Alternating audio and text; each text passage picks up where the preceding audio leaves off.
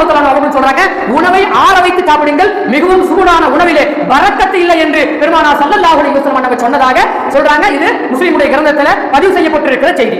இப்ப விஞ்ஞானிகள் என்ன சொல்றாங்க பாருங்க, சூடாக நாம் சாப்பிடுவோம் என்று சொன்னால் சுட சுட ஆவி பறக்க, அது தேநீராக இருக்கலாம், பானங்களாக இருக்கலாம், அது உணவாக இருக்கலாம், சூடாக நாம் எடுத்துக்கொள்ளுகிற பொழுது சொல்றாங்க பற்சிதைவு ஏற்படுகிறது, நம்முடைய பற்கள்ல சிதைவு ஏற்படுகிறது, நாவினுடைய ருசி தன்மை அது அதில் குறைபாடு ஏற்பட்டு விடுகிறது. ருசியை காட்டுறது எதுங்க?